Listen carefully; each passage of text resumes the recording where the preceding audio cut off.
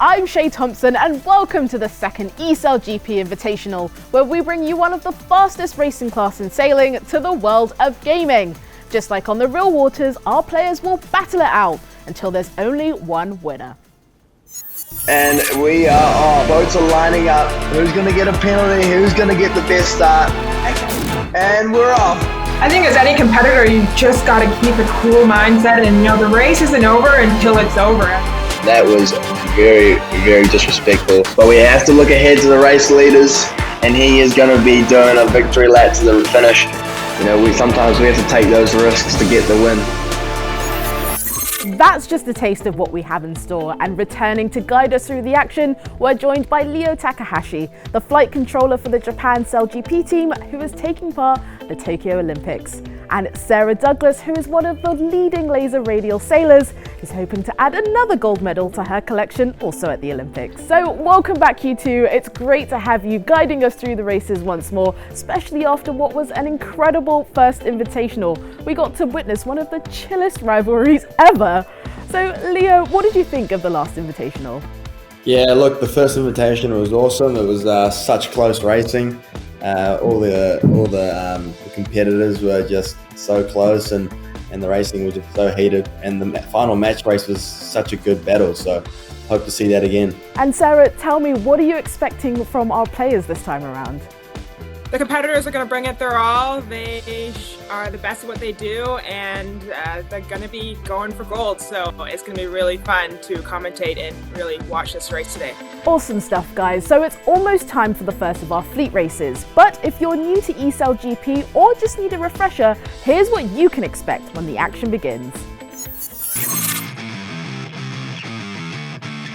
Welcome to the virtual world of the fastest sailboat racing series on the planet, eSailGP. The game replicates the exhilarating SailGP series, where F50 catamarans are raced by teams from around the world, reaching speeds of 50 knots, and that's about 100 kilometers an hour. The drama begins even before the start. A countdown marks the moment the sailors can cross the start line.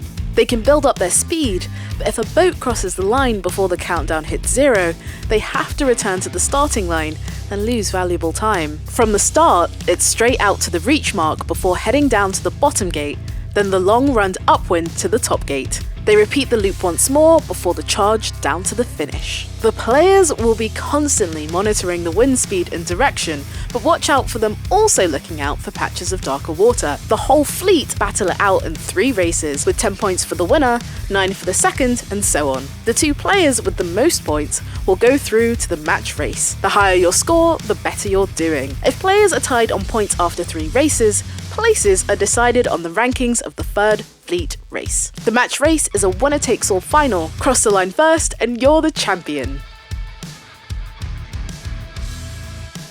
So now you know what's in store, and you can have a go at it too. All you have to do is head on over to the App Store or the Google Play Store and search Virtual Regatta Inshore, and soon you'll be at the helm of your own EF50. Alright, the players are just about ready. It's time for Leo and Sarah to talk us through the first of the fleet races.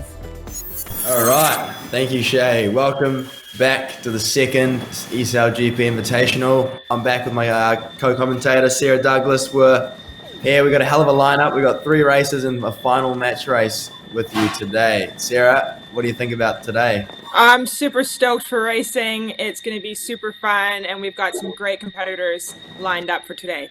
We got 15 seconds to go. The boats are all lined up. They're coming in hot.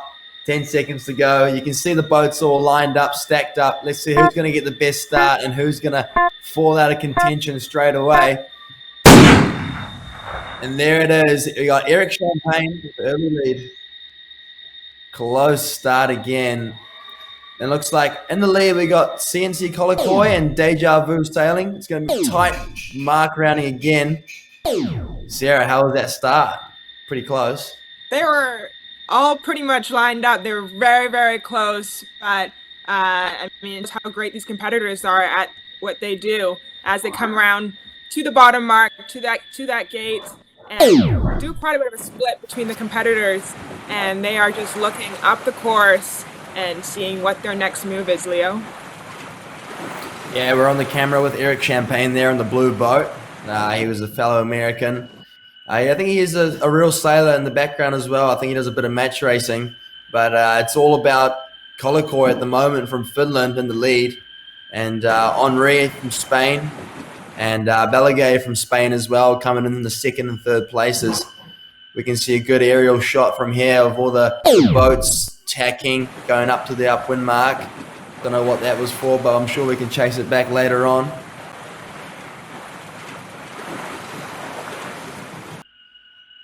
Sarah, it's good to be back racing in these eSailGP boats. Last time it was very close racing. What are we going to expect this time?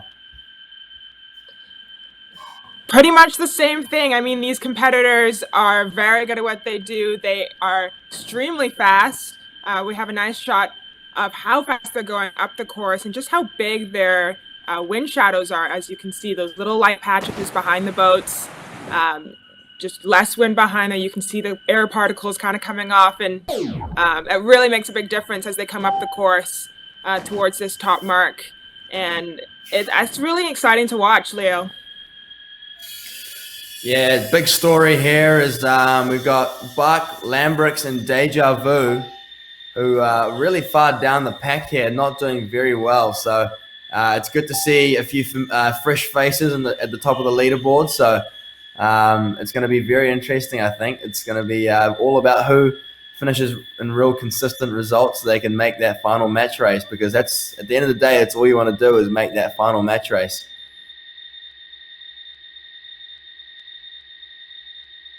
Today is going to come down to consistency as well, and Balaguer has a nice lead at the moment, coming towards that bottom mark. He's got a 70-meter lead against his competitor Kolokoi, and he must be pretty happy so far. Yeah, a 70-meter lead is pretty big in this racing. When it's about 30 meters, it gets really close, because these boats, every time they tack, you lose a lot of distance because of just the boat speed differences. So if I was Balaguer, I'd be pretty happy with a 74-meter lead. But for the rest of the guys behind, Kolokoi, Eric Champagne, Pepito from France, it's all tight, and it's anyone's game on this upwind. And then we have Deja Vu sailing, struggling, it seems. He's having a bit of a tough race, but I'm sure, like any competitor, he is fighting his way back because he really wants it as everyone else in this race. Yeah, interesting you say that. It must be, maybe pre-race nerves.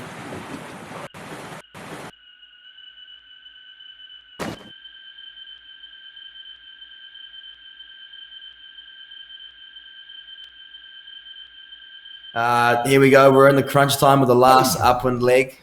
Balaguer coming in, doing his last tack, and all he's got to do is round that mark and head back to the middle and into the finish. So if I was him, I feel pretty safe, but it's all on behind him. We got Kolokoi from Finland, round the mark. Eric Champagne from the USA, right behind him. Pepito from France, going around the mark. And we got Deja Vu. He's climbed a few places. He's not in the back of the fleet like Sarah just said before, so he's done very well. You just can't count them out, Leo. You can't count them out. Exactly, that is correct.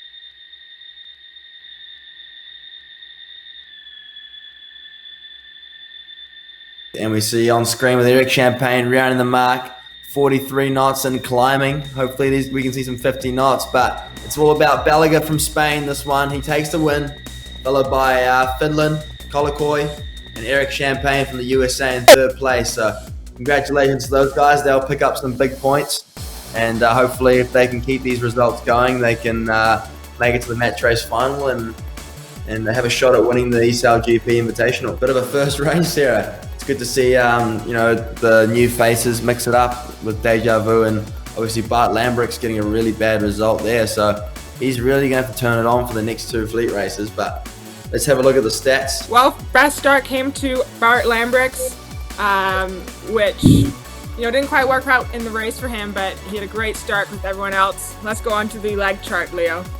Yeah, look, you mentioned Bart Lambrix had a really good start.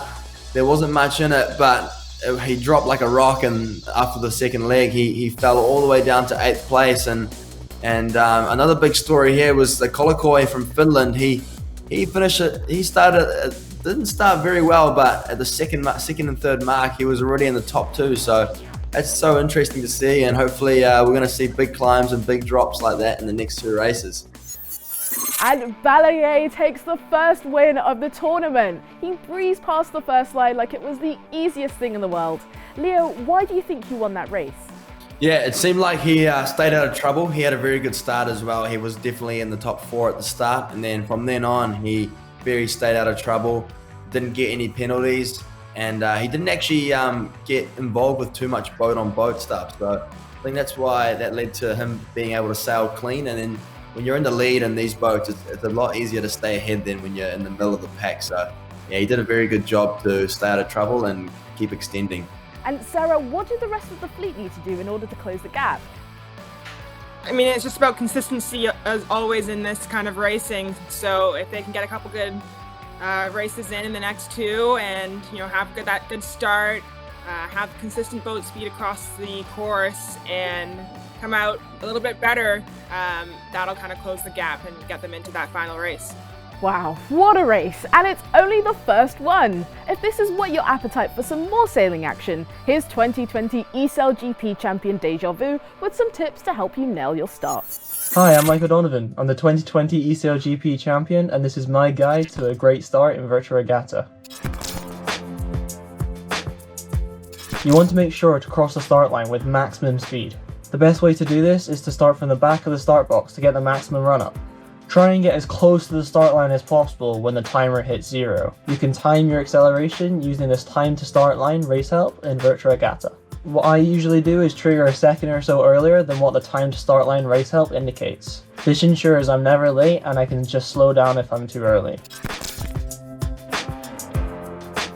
You can slow your boat by flogging your sails or weaving left and right. I usually tend to weave as it allows me to maintain my speed better. But it's not always an easy option as it requires much better boat control to not hit the boats around you or to lose control of your boat. Also, make sure to make your adjustments as early as you can, otherwise you won't have enough time to build up your speed again before crossing the start line. At the end of the first reach, try to avoid rounding the mark outside of other boats if you can, as it will put you in a worse position tactically and make you sail extra distance. Getting a penalty after the go gun can ruin your start completely, so it's very important to avoid other boats. Avoiding a boat at the start of the race might lose you that one position, but getting a penalty would have cost you at least 3 or 4. The fleet size has a massive role to play on where you want to start on the start line. A start lower on the line is the way to go in large fleets, but in smaller and more competitive fleets you can start at the top with maximum speed and roll over everyone, or you can start in the middle with more punchy start and maintain good positioning. Being forward thinking and predictive is huge in Year 50, and it'll be the key to help you rise above your opponents. Finally, but most importantly, don't give up if you get a bad start, as you can always make up for it in the race. After all those tips, I am ready to get this next race started. Leo and Sarah, off you go.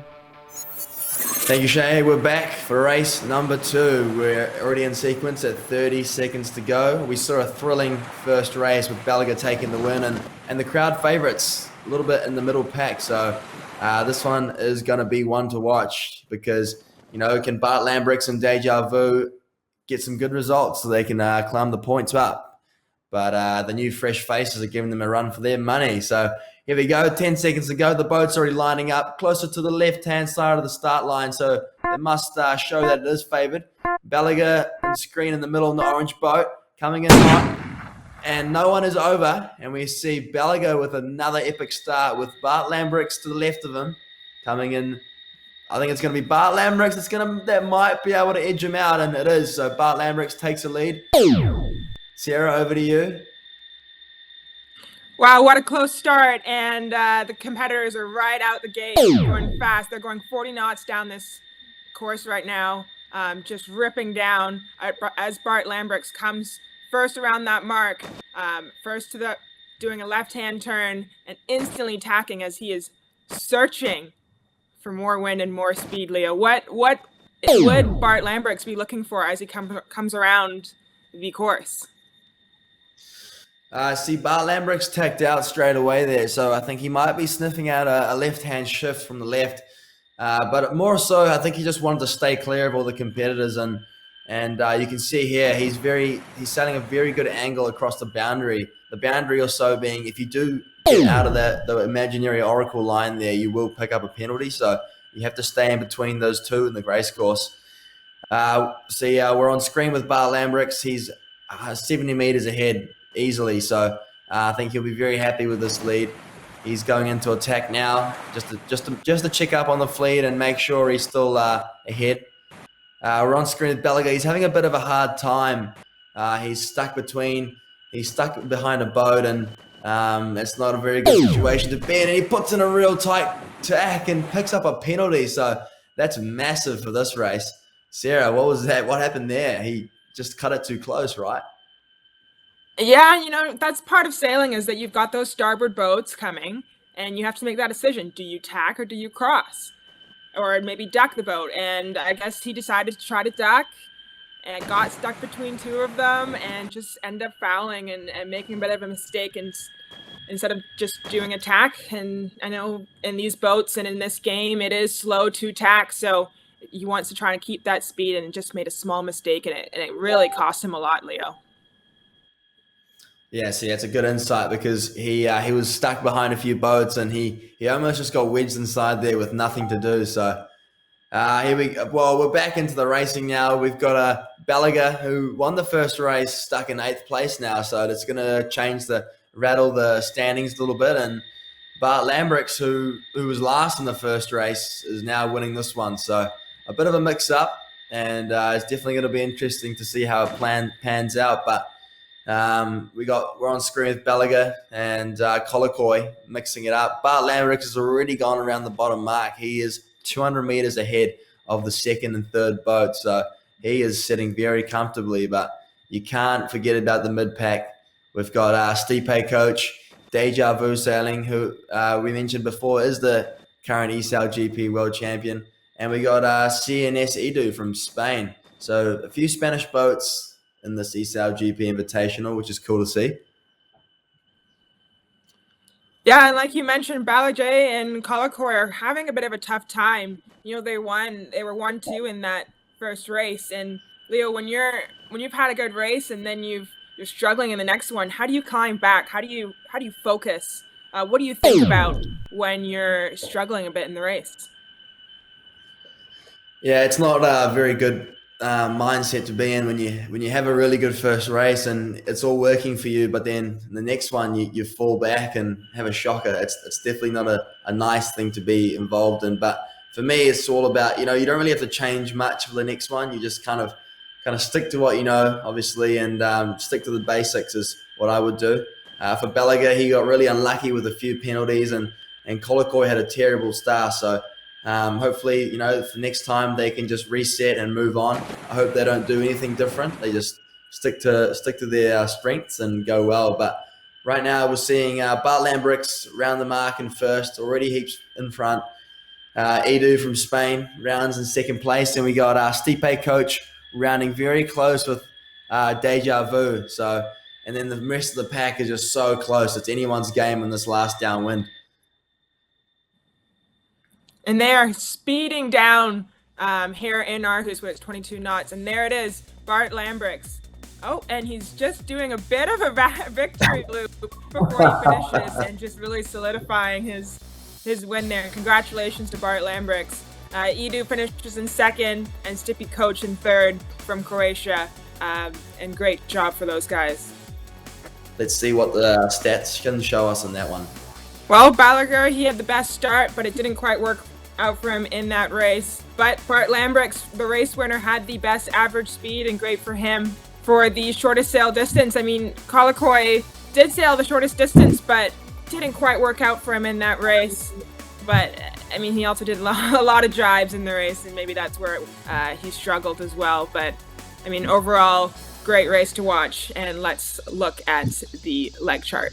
And we're back with the legs chart, so you can see Belaga with the best start. He absolutely nailed it, but from then on he just got into a lot of trouble and fell all the way to 8th place. And Bart Lambrix solidifying himself, starting very, very good, and then just taking the race from then onwards.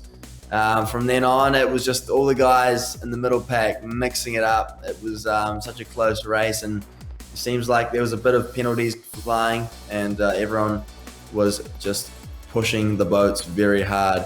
You couldn't make a tournament more interesting if you tried.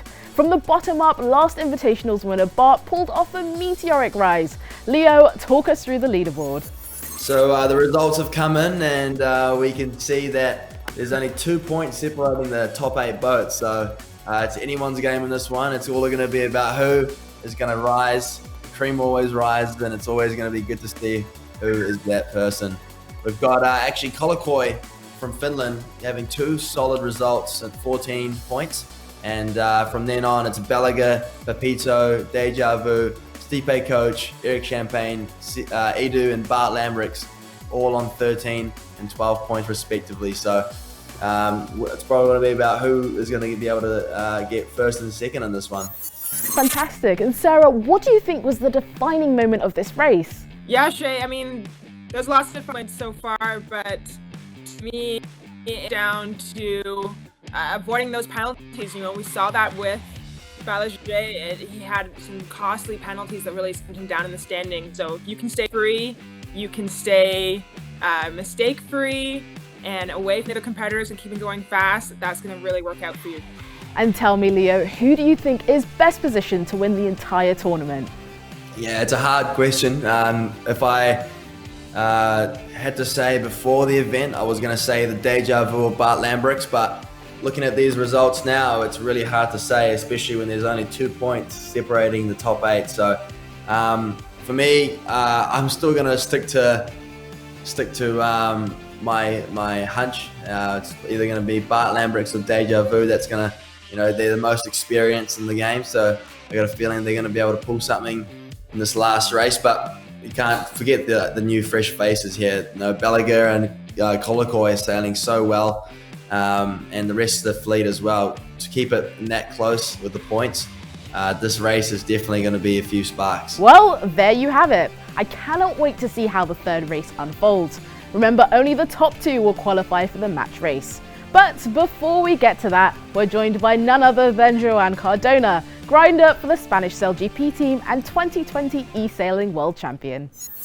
Hello, I'm Joan Cardona. I'm grinder for SailGP Team Spain, and I'm also eSailing World Champion. And today I'm going to answer you some questions about my sailing and eSailing journey.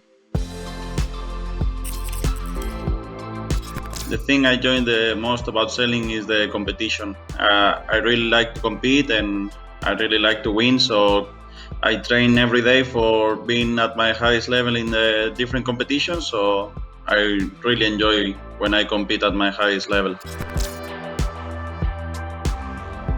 I think the boat of SailGP is just amazing. It's the fastest of the world, so it's just completely different from any other. I mean, it's F50 is 10 knots faster at least, so yeah, there is a huge difference. And also the competition in SailGP, you have the best sailors in the world.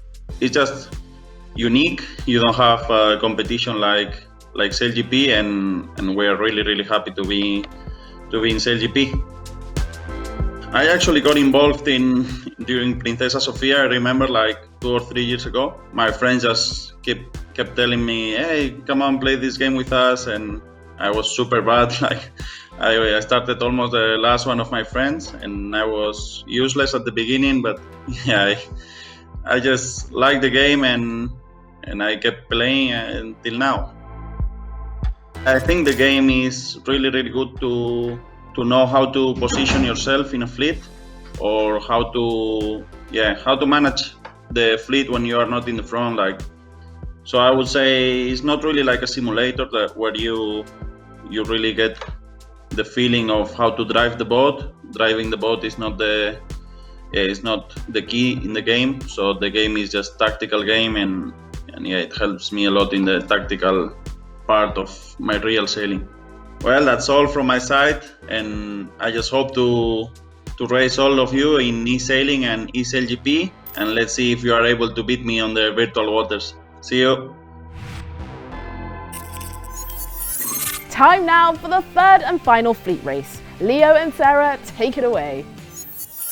All right, thanks Shay. We're back for race number 3, the last fleet race before the match race, and we have 2 points separating the top 8, so it's all on for this final race. There's 10 seconds to go. We got French MCS Petit Pepito at the windward end of the line. 4, 3, 2, 1, and we see the French boat pick up a penalty, and it's a blue boat in the middle. It looks like had the best start, and that seems to be Eric Champagne coming in hot into that reach mark. But we also see a boat from the USA to leeward, and they're going to come free. Eric Champagne takes an early lead. Sarah.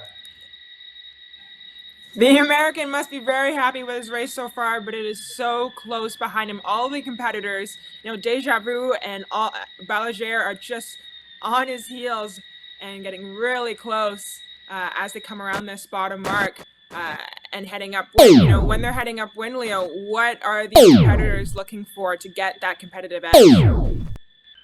Yeah, I think it's all about staying in the clear wind. Obviously, sailing's all about having clear air, and for right now, it looks like Stipe Coach has the clear air, and as we see him tack, it's a very close cross between him and Bart Lambrix. But we see Stipe Coach on port tack now. It looks like he's going to go behind Eric Champagne, so Eric Champagne is going to have a little sigh of relief as he's going to be able to still be in the lead. But I'm not sure. The boats are splitting either side, so this kind of shows us that neither side of the course is strong. So you can either go left or right and still come out on top, which is really interesting to see. Absolutely, Leo. And, in these boats, tacking is just so slow. You lose so much speed, and the competitors really try to reduce their maneuvers so they can just have constant average high speed. And as we saw here on the screen, we have Colakoi, who just kind of got into a bit of bad air attacking on that line towards that right-hand mark at the top here. Yeah, look, these boats are really hard to tack, and even in the real SailGP boats, the F50 is so costly in the maneuvers, and it's really cool to see the game adopt that kind of mentality and show that the tacking speeds in these boats are so big, and that's why all the competitors are trying to reduce their tacks just so they minimize the maneuvers and minimize losing so much speed. So it shows that if you're in front, you do less tack, so you're going to be able to keep extending, and the guys at the back end up doing so many more tacks than the guys in the front. So that's probably why it shows that those guys keep falling behind. And we see Eric Champagne, the race leader, go around the bottom mark, followed by Stipe Coach and Deja Vu. And if you look at the points rankings here, it's going to be very close looking at this. We see Bart Lambrix and Belgium quite far down the pack, which is quite interesting to see. And looks like they're going to have to pull out a big upwind leg here to go back into this match race and make it into the top 2. Oh, and we see a penalty up the upwind leg. Looks like Stipe Coach, who was in second, has picked up a penalty, which is massive.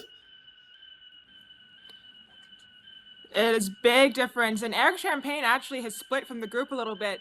If you look in the top left-hand corner and you see the darker bit of water on that right side, I think the competitors really made a big gain of pressure, a little bit more wind on that right side, and made a bit of a gain on Eric as they've kind of slowly trying to climb at his heels a bit. Yeah, you can see that darker patch of water compared to the first beat. You can see that the darker patch means there's more breeze. So obviously the boats are going faster now because there's more wind on that side of the course. And it's interesting to see Deja Vu is climbed up all the way to second place. So just shows that when you slowly chip away at the lead and slowly sail better, you're going to come back to second. And Deja Vu rounds the mark, second place. Eric Champagne's, he's running away with it. It's all his now, has to lose. But the middle pack, Deja Vu is in second place with Colakoi in third. Not really sure how that's going to look on the points, but it's going to be very tight at the finish. Eric Champagne going around the last mark onto the victory reach.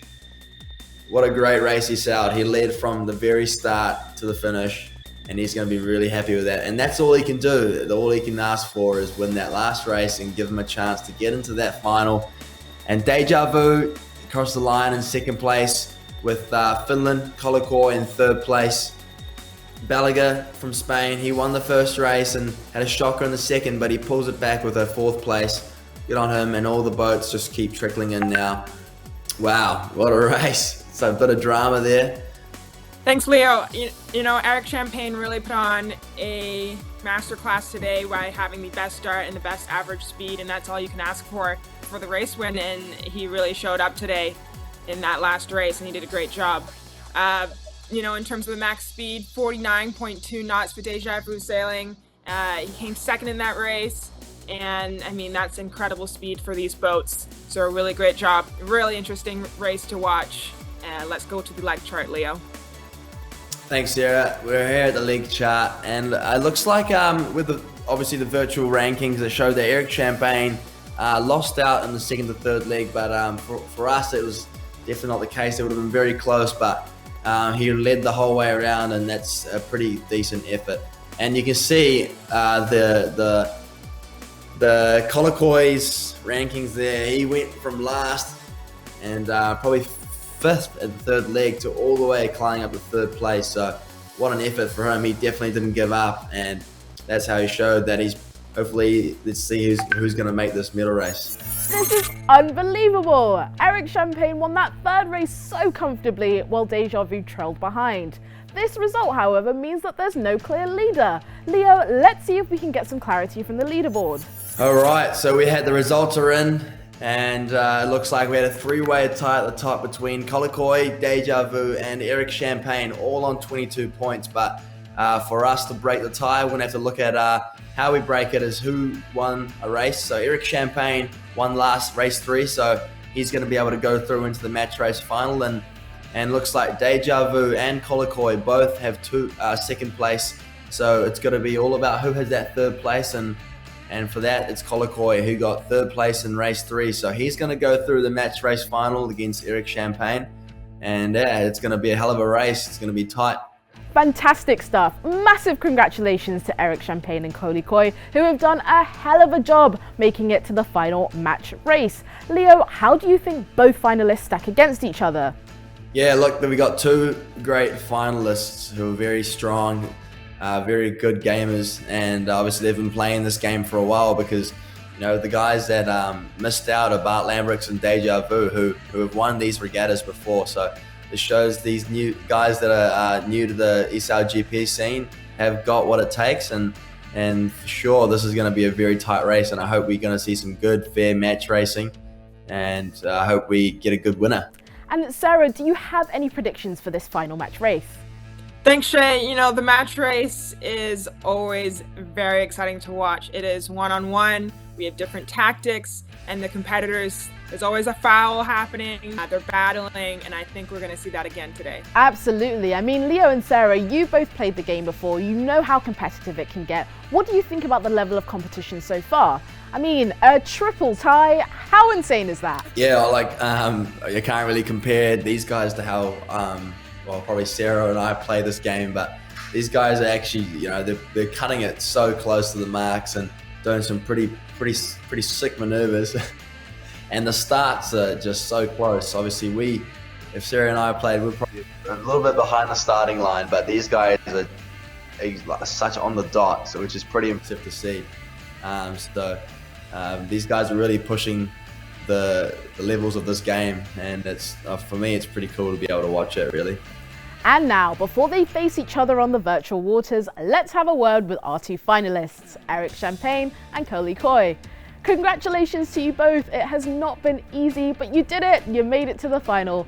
Eric, you had some ups and downs, but in the end, you pulled it out of the bag. Were you expecting to make it to the final? No, probably not.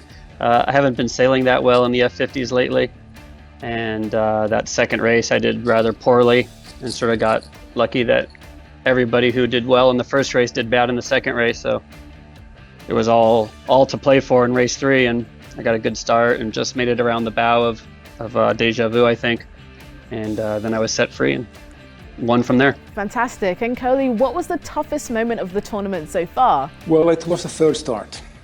It was a horrible one. I was dead last, but somehow I managed to get up to third place, which this time was just enough for the final. You're right, it was. And Eric, how are you feeling about the final match race? I'm looking forward to it. I'm feeling confident, and hopefully I can just fill back in as well as I did in my last match race. Nice. Well, good luck to the both of you.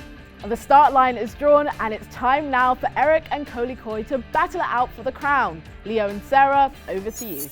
All right, so thank you, Shay. We heard the two final match race competitors speak.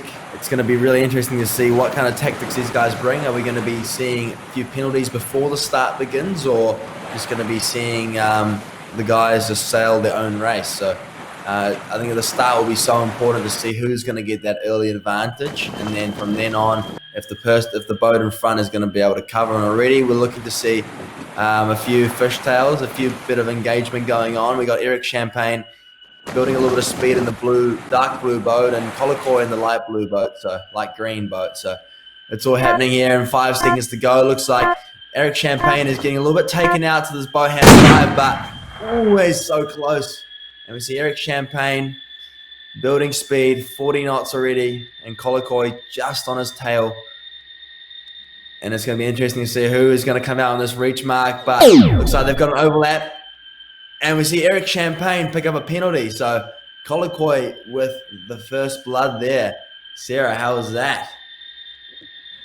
You know, I think Eric Champagne could have seen that coming. I mean, he was windward boat coming towards that mark. I would have done the same thing as Kolikoi, and I thought that was a great move by Kolikoi to force a penalty on his competitor right off the bat as they start this final match race. Absolutely. Yeah, the rules go by that the leeward boat has right away, the windward boat. So obviously Kolikoi was the leeward boat there in that situation. He was to the left of Eric Champagne, and so Eric Champagne has to do everything he can to avoid and keep clear and not touch. And unfortunately, he touched them a little bit on that reach mark. So, but as you can see here, the race has closed up a little bit. Eric Champagne has caught up to Kolikoi there. It's only 40 meters in it there. So, look, I think we still have a race on our hands here, Sarah. It is still very close, and Eric Champagne on the screen is picking up speed. He's going 24 knots, and he is just now in the lead according to our graphics, but it is very close. Kolikoi has a starboard advantage and will tack immediately on his competitor, which is the right thing to do, creating a little bit less wind by giving that wind shadow on his competitor as they battle it out on this upwind beat. It seems like the wind has dropped a little bit here because in that tack, Eric Champagne was struggling to get up on the foil, and he looked very slow. But as you can see in the graphic coming in now, the boats are very close. And I think we're going to see another tack by Kolikoi. No, he's going to go around the mark. The boats are going to split, and Eric Champagne is going to tack and follow him around. So Kolikoi can have a bit of sigh of relief there. He's 150 meters ahead, and he's on the favored jibe heading down to that bottom mark. And it looks like on that screen, in the graphic there, Eric Champagne getting into a little bit of darker pressure. So it'll be interesting to see what's going to happen with that. Sarah, with your Kolikoi, you see Eric Champagne in this dark patch of pressure. What are you going to be thinking about? I keep an eye on your competitor. See, is he going that much faster? What's his speed? What's his angle? But in the end, you just got to keep an eye out, and if you have to go over there, you have to go over there. But Kolikoi just kept to his side. He didn't want to do too many jibes, and he just want to keep his speed up. As we see the boat split around the bottom mark, this is the last upwind leg now, and Eric Champagne is probing. He's doing everything he can to try cut through this lead, and it's only 70 meters. Kolikoi is going to tack on this boundary, and he's going to be on port tack. Will Eric Champagne have a piece of him on starboard? Here he goes. Kolikoi rolls into the tack. The light green boat on port, and it's going to be a tight cross, and Kolikoi just is inches ahead at 40 meters to go. 40 meters. We're about halfway through this now. You can see the final reach mark coming up there. Kolikoi on port tack. He looks like he's got a pretty decent lead. He rolled into attack. Eric Champagne, he's closing in. He's probing into that lead. There's only inches in it now, 40 meters. And he's going to be on starboard in the next time. But Kolokoi, he might be able to lay. So if he does lay, it could be race over, Sarah. Yeah, we'll see what happens when Eric Champagne tacks and where these competitors come together. It is going to be very interesting. Eric Champagne does have starboard advantage as they come close to this mark. And Kolokoi just sets tacks right in front of his competitor. That is very, very close as they come around this final finish. And it can't get any closer than that. And it's Kolokoi leading around the last top mark. And that tack was so close. You couldn't get any closer with that. And Eric Champagne just got spat out. And here we go. We're Kolokoi driving one last time into that final reach mark with Eric Champagne. He can't really do anything more than just to follow him now. And look, he tried very hard. It was amazing to see how he caught up all those times. But it is ONC Kolokoi from Finland taking out the second eSailGP Invitational. Eric Champagne from the US, second place. That was such a close race with Eric Champagne doing so well to catch up and Kolokoi just holding him behind him. So congratulations to Kolokoi and Sarah. Wow. I don't really know how to debrief that race. It was just pretty standard. Kolokoi was ahead and he just held Eric Champagne behind him. Here in the general stats, you can see that one penalty for Eric Champagne, and that really is what kind of got him back in the race. He did have quite good speed in that and found the dark pressure in the race, but in the end it was Kolokoi who came out on top. And you see the league chart, it was Eric Champagne picked up that penalty on the reach mark, and that kind of sealed the Kolokoi lead. He stretched out the lead, but it was a valiant effort by Eric Champagne to keep it close all the way to the finish. So I hope we see these competitors again next year and hopefully see some real tight racing. And that is how you win a final match race. Kolokoi wins in a landslide victory, even though Eric was a formidable opponent, not letting him breathe until the very end. Leo, what are your thoughts on what happened on the virtual waters? Yeah, so it was a real tight race. The two competitors were jostling from the very start, and it almost seemed like Eric Champagne was going to get away with it, but as we closed in on the reach market, Kolokoi had that right away. And he gave Eric Champagne a little laugh, and there was a penalty there. So from then on, it was all Kolokoi's game to lose. He covered Eric Champagne really well, and Eric did really well to split off and do what he can. But at the end of the day, if you're ahead, it's always going to be easier.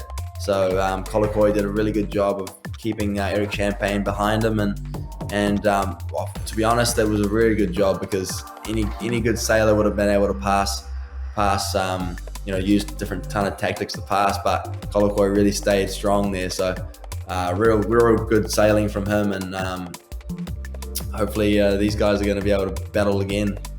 Be good to see it. Absolutely, they were both up there until the very, very end. Sarah, what do you think was the key defining moment of this race?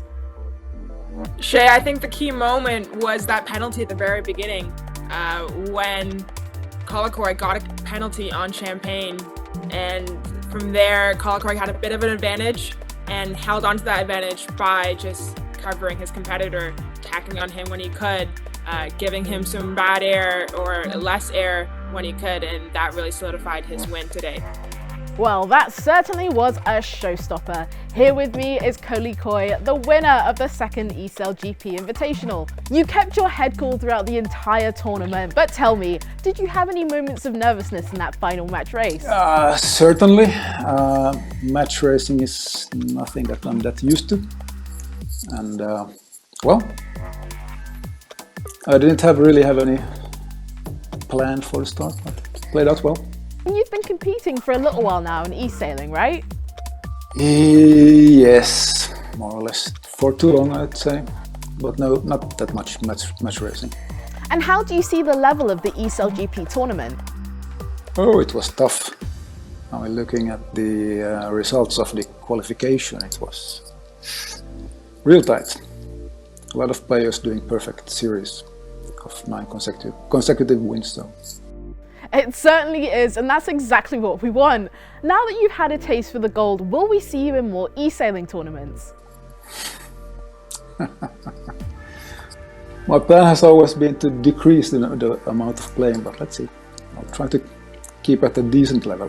Well, thanks so much, Kolikoi, and again, congratulations on your win. Is there a victory speech you'd like to give? Well, I would of course like to thank all my opponents, and it was good racing, tight, quite even, so great fun. And a big thanks also to the organizers. Well done. And with this phenomenal final, we put an end to our second eSailGP Invitational. Sarah and Leo, thank you so much for guiding us through the action again. Yeah, cheers Shay for having us. It was had an awesome time again. It was such good racing again, and for eSailGP to be getting real popular in the sailing community, it's really cool to see. To have a sailing game at all is really cool to see, and not the best situation obviously with COVID, but no, these guys are really getting amongst it, and it's making our sport really exciting. We'll be back again soon with another full season of eSailGP, with details to follow shortly. Don't forget to follow SailGP on Facebook, YouTube, Twitter and Instagram. And that's a wrap from me too. I've been Shay Thompson, thanks so much for joining us, and see you next time.